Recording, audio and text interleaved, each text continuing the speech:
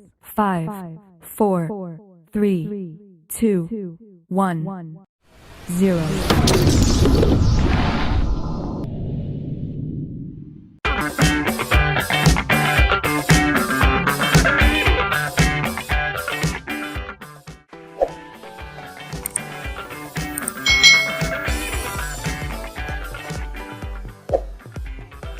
Hai hai hai, selamat datang di channel YouTube Kak Citra. Apa kabar adik-adik semuanya? Kak Citra berharap kalian dalam keadaan yang baik, sehat, dan siap untuk belajar ya. Hari ini kita akan belajar bersama-sama untuk mata pelajaran tematik kelas 5. Kita belajar di tema 8, lingkungan sahabat kita, subtema 2, perubahan lingkungan, pembelajaran yang ketiga. Mari adik-adik kita belajar dengan penuh semangat ya. Pada pembelajaran di subtema 1, adik-adik telah mengetahui jenis-jenis usaha ekonomi.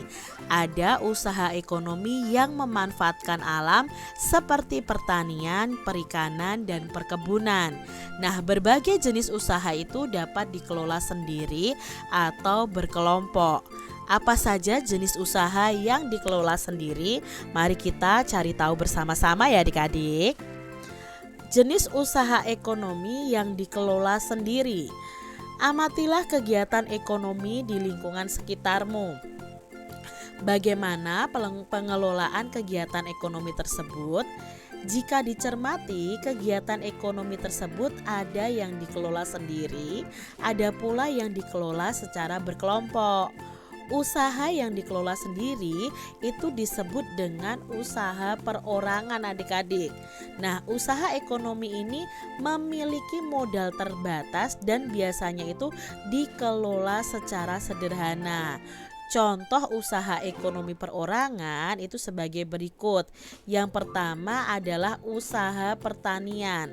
Nah, sebagian besar usaha pertanian itu dikelola oleh perorangan adik-adik atau dikelola secara perorangan. Nah, usaha ini biasanya memiliki modal yang terbatas.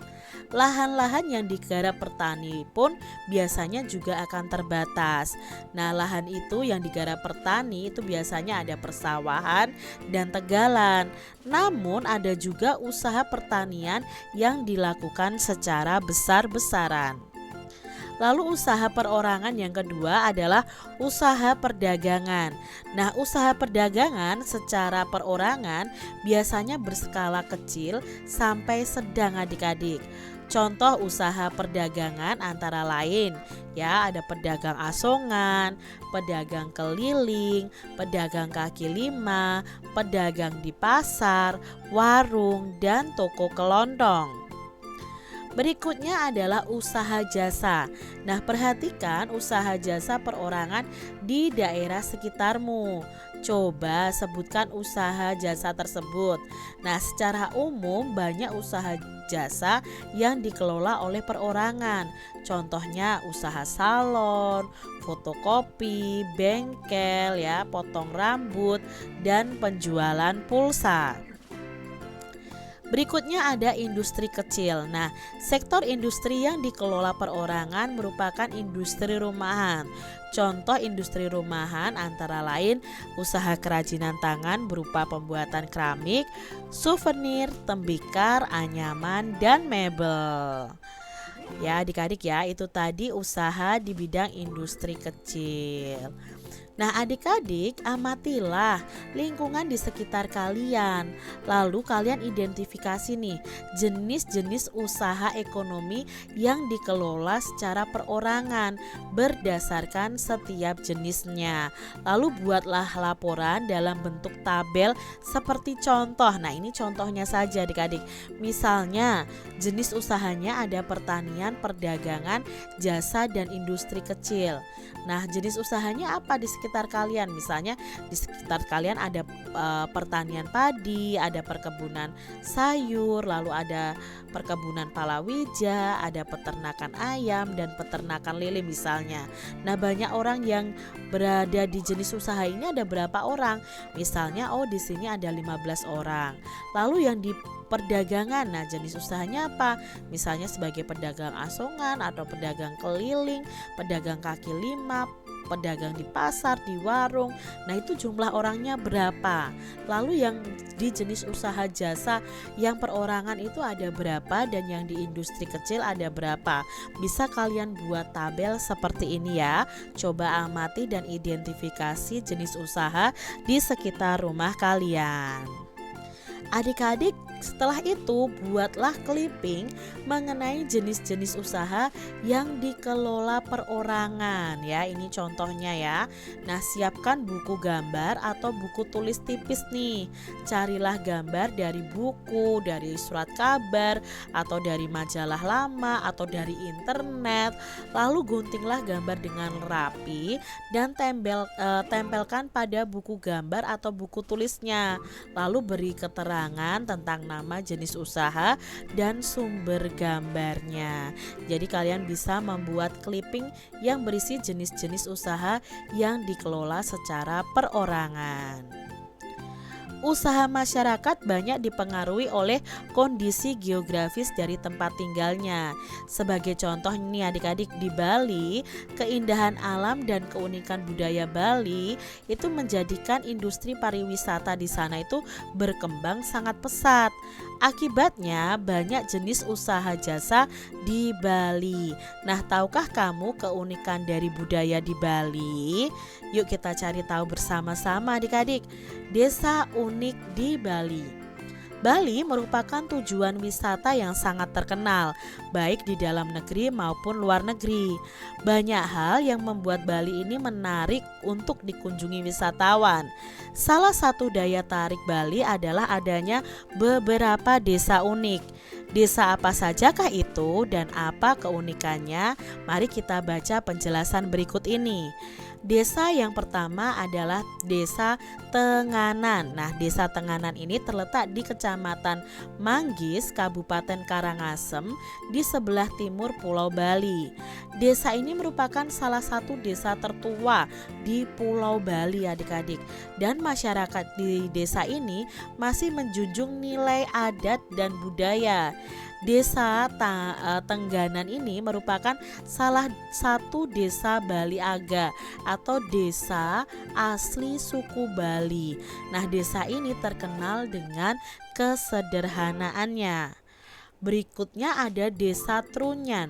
Nah, Desa Trunyan ini terletak di pinggir Danau Batur, Kintamani, Kabupaten Bangli, Bali Utara. Keunikan desa ini adalah pada tradisi pemakamannya adik-adik. Pada masyarakat Hindu Bali, jenazah orang meninggal itu akan dibakar atau disebut dengan ngaben. Namun di Desa Trunyan ini, jenazah orang meninggal itu hanya diletakkan di atas tanah di dalam gua, bahkan di atas pohon juga adik-adik. Nah, tradisi ini mereka sebut dengan istilah mepasah ya. Berikutnya ada Desa Panglipuran. Nah, Desa Panglipuran ini terletak di Kabupaten Bangli, lebih kurang 45 km dari kota Denpasar. Nah, desa ini memiliki struktur bangunan yang teratur dan rapi. Masyarakat Desa Panglipuran ini tidak pernah melepaskan adat dan budaya yang berlaku turun-temurun. Oleh karena itu, masyarakat Desa Panglipuran ini banyak melakukan acara adat seperti pemasangan dan penurunan odalan serta perayaan galungan dan hari besar lainnya. Nah, adik-adik, kita akan mempelajari keunikan desa di Bali dan keunikan daerah tempat tinggal kalian masing-masing. Nah, keunikan desa di Bali tadi apa? Oh, desa terkenal dengan kesederhanaannya. Lalu desa Trunyan tadi, jenazah orang meninggalnya hanya diletakkan di atas tanah, di dalam gua, bahkan di atas pohon.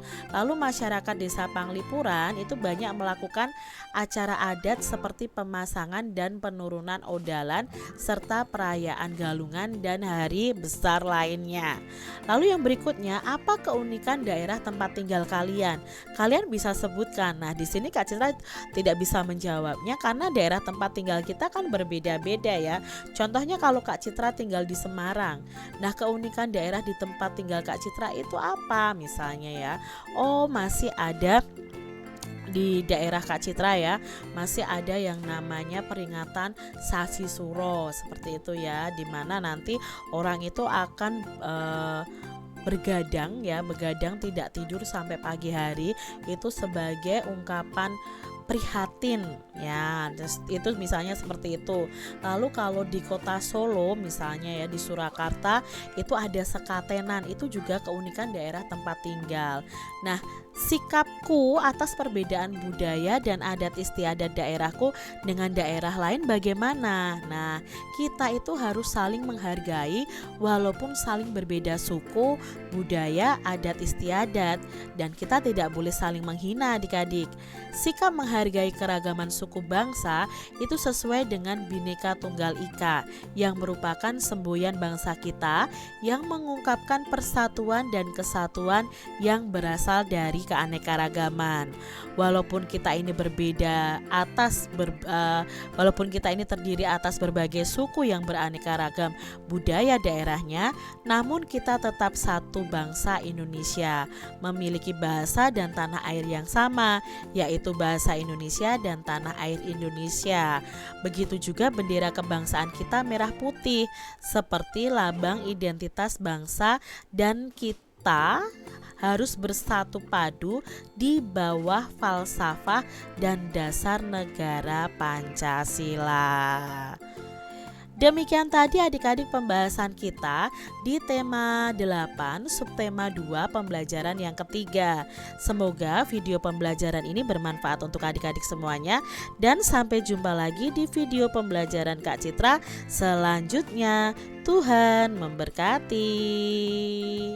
Jangan lupa tekan tombol subscribe, lalu tekan loncengnya, tekan juga tombol like, lalu share ke media sosial kalian. Jangan lupa untuk ikuti media sosial Kak Citra. Terima kasih.